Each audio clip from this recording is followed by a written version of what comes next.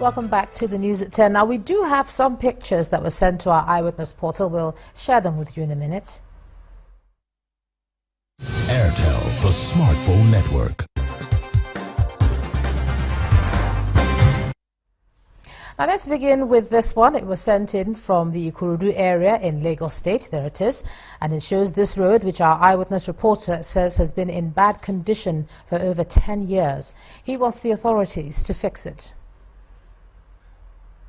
Our next photo was sent in from the Onitsha area of Anambra State, and it shows a young man hanging dangerously on a commercial bus. This one was sent in from Abeokuta, the Ogun State capital, showing a public tap under these electricity wires. Our Eyewitness reporter commends the local government for providing water, but wants the safety of the people to be taken into consideration. And this photo is from Eric Moore, that's here in Lagos, and it shows this dilapidated school. Our Eyewitness reporter wants the state authorities to do something about it.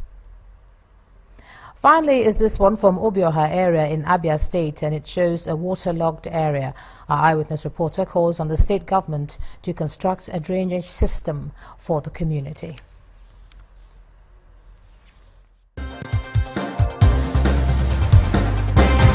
Airtel, the smartphone network. Thanks a lot for all those pictures, and do send us more when you can. The Bring Back Our Girls campaigners in Abuja have begun a 31-day countdown to mark the second anniversary of the abduction of the Chibok girls who were still in captivity. The group has also described the government's failure to rescue the girls as regrettable, even as it asked the military to make public the list of all those it claims to have rescued since it launched its operations in the northeast.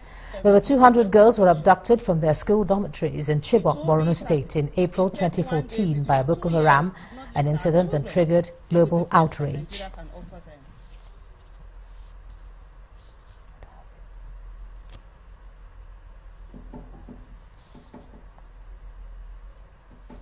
Remain missing. 1 month ago, on 14 February, we launched our monthly monitoring tool, the BBOG Monthly Monitoring Initiative. In our maiden report, we began with our 14th January engagement with Mr. President, outlining the specific action points and commitments made by the administration. Regrettably, 2 months after, there is no evidence available to us that any of the commitments has been or is being worked on. We request that the military provides exact figures as against approximations of the numbers of those rescued in the counter-insurgency effort, their identities and updates on their welfare. To some health issues, where the Lagos State University Teaching Hospital chapter of the Association of Resident Doctors has resumed its industrial action, which was suspended in August 2015. The president of the association told Channels Television that the group decided to resume the action because the hospital administration did not honor a memorandum of understanding both parties signed in August last year. The hospital management was, however, not available for comment. Poor working conditions in the hospital, epileptic power supply, which leads to cancellation procedures, epileptic water supply with attendance risk of spread of infections in the hospital. The consulting rooms are poor in poor states. They're not able to both the doctors and the patients. Everybody is sweating in the consulting clinic. Also importantly is the fact that we're in March. We are here to receive December 2015 salaries, and it leaves a sour taste on our mouth because it had earlier happened in December 2014, where our salaries were paid in March 2015 after a series of protests. There is a federal government circular that places us on a certain grade level. We are here to start receiving our emoluments according to this, despite the fact that there is no contrary circular from the federal government. And a lot of our colleagues in other centers are already enjoying these salaries, even in Lagos.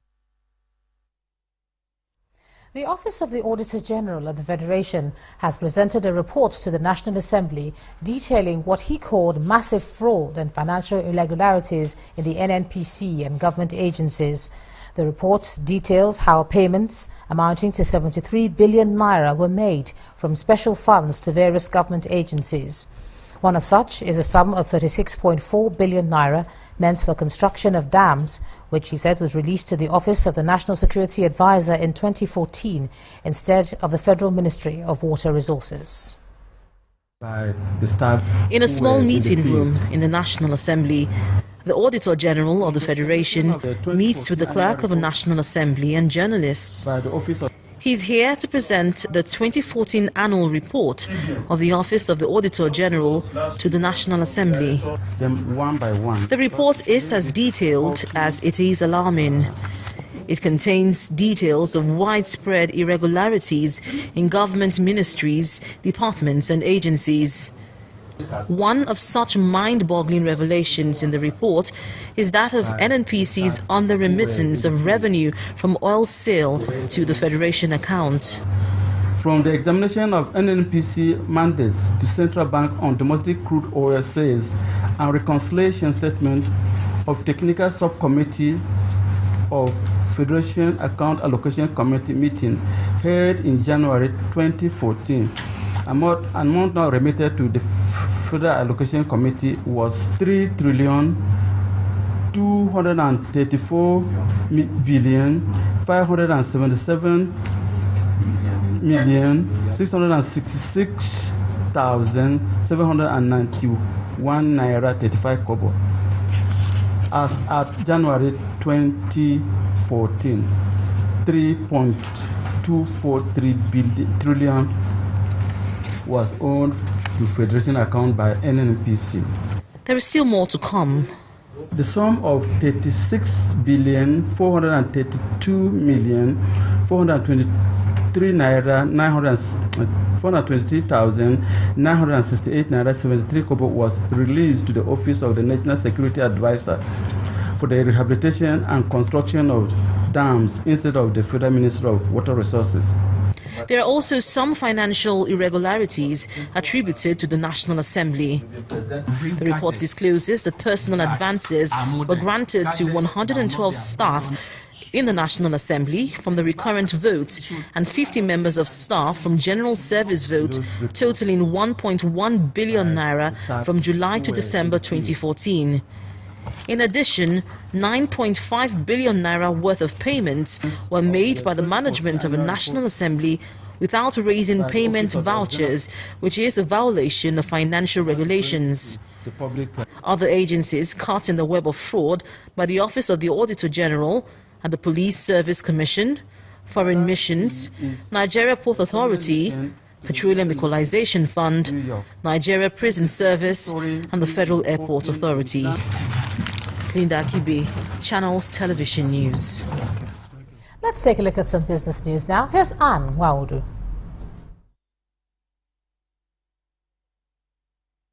You first. First Bank.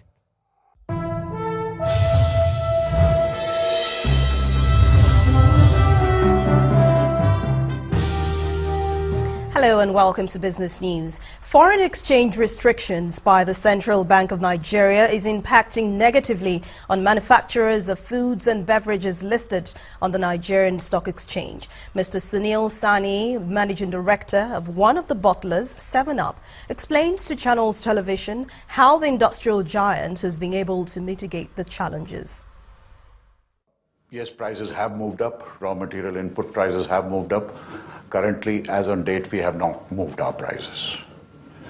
We are trying to ensure that we weed out all the wastes from the system. We work on our efficiencies, we improve our productivities, and see as to even if we can continue to hold our breath and continue to serve our teeming consumers without adding more hardship onto them. That would be a big delight for us. And two governors of northern Nigeria are among some top government officials and capital market participants at the roadshow in Sokoto, northwest Nigeria, organized by the Securities and Exchange Commission today. The capital market regulator had in recent months focused on further capital market inclusion and education of retail investors in northern Nigeria. Sharia complaint or non-interest products are being actively promoted by the Commission in big cities in the north like Kano and now in Sokoto. Also at today's regional capital market event were the state governors of Sokoto and Zamfara, His Eminence the Sultan of Sokoto, His Royal Highness the Emir of Gwandu, and the Speaker of the Sokoto State House of Assembly. United Bank for Africa has released its audited full-year results for the year ended December 31st, 2015 to the Nigerian Stock Exchange. The bank recorded a 10% growth in gross earnings, closing at 315 billion naira, and a 25% growth in profits after tax to 60 billion naira. And this translates to a 20% return on average equity. The bank operating income also grew by 10% to a record 205 billion naira in December 2015 from 186 billion naira in December 2014. Commenting on this result, the Group Managing Director, Mr. Phillips Odozwa, said the 2015 profit is a new high, reflecting the hard work and discipline of the board, the management and staff of the bank. The board is proposing a final dividend of 40 kobo per share, bringing to 60 kobo the total dividend for the year 2015. And trading on the Nigerian Stock Exchange ended negative today as some major market movers pulled the key broad index down. Bisi Adebayo has the day's closing figures.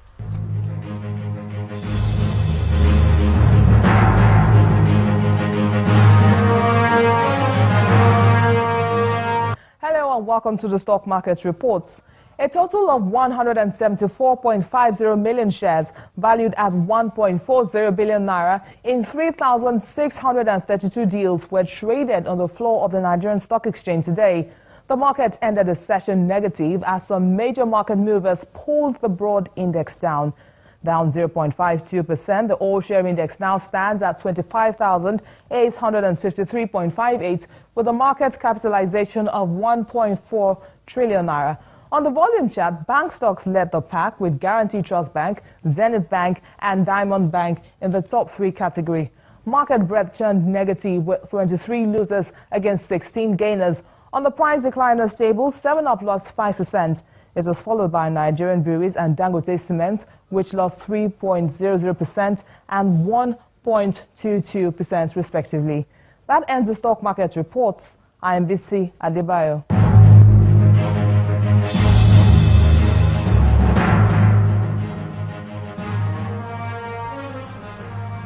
Now let's go to the oil market, where crude oil futures shed about 4% today. That's after Iran announced it will only join the output freeze group once a production of 4 million barrels a day is reached. Global benchmark Brent crude futures dropped back below $40 a barrel, trading at $38.90 a barrel. About 15 countries have been confirmed to participate in next week's meeting between OPEC members and other oil producers in Russia. Among the participating countries are representatives from Nigeria, Russia, Saudi Arabia, Venezuela and Iran. Kuwait had reportedly announced it will join the pact only if every OPEC member, including Iran, is joining. The meeting is seen as a key step to freezing output at January levels, as agreed by the world's two biggest oil producers, Russia and Saudi Arabia. And global market on the global scene now, equities across the globe ended positive today. Let's check out some of the figures.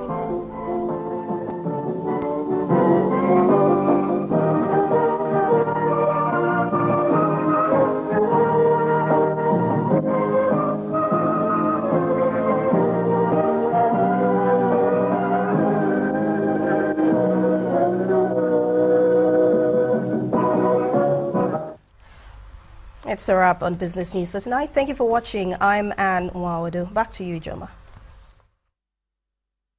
You first. First Bank. Thanks a lot, Anne. Now, the House of Representatives Special Ad Hoc Committee on the review of the 1999 Constitution is giving the assurance that it will eliminate challenges that led to the unsuccessful amendment of the Constitution by the previous National Assembly sessions. The lawmakers identified conflict of interest between the National Assembly and the Executive as one major challenge that they faced in the past. The committee, however, believes that it will overcome these challenges and promises to complete the reforms. Several efforts to amend the 1999 Constitution by previous assemblies have met brick walls. Some lawmakers in this forum asked the Constitution Review Committee to be mindful of those forces that could work against their efforts. We should not be under the illusion that there are no forces against the worthy exercise of the Constitution Review. And these forces may frustrate or truncate the exercise by employing all sorts of antics to achieve their ignoble objective. To avoid this, however, we should be resolute and firm in our resolve to bequeath to the nation the Constitution that can stand the test of time. Defeating those forces, however, may not be easy. For example, the 7th Assembly succeeded with the alteration, but it was never accented to by the President. This singular act made the whole process unsuccessful. The lawmakers are hoping to adopt a new method this time around. The alteration we are going to make this time around is not going to be one document. We are going to separate them so that the bills can be introduced separately. So if we are going to amend 90 clauses, they are going to be in 90 bills. So that when eventually they are passed to the President, the assent cannot be returned for 90 clauses at the same time. It will become something else. Reacting to the issues thrown up, another lawmaker tells journalists outside the hall that unless state assemblies and their governors are carried along, the exercise will still fail. To have it succeed, you must carry the speakers along. You must have a retreat with the speakers of the State House of Assembly to have them look at the clauses we're looking at in the National Assembly. And like I said, the governors and the public. When we have come to agree, when you have come to look at the document and allay the fears of some sectors, it will be a very easy exercise. Nigeria is still being governed by the 1999 Constitution, even though several legal experts have argued that some provisions of that Constitution no longer reflect modern realities. Still ahead on the news at 10, Super Eagles striker Odion Ighalo plays down injury fears after limping out of Watford's FA Cup tie against Arsenal over the weekend. That'll be on sports. Do stay with us.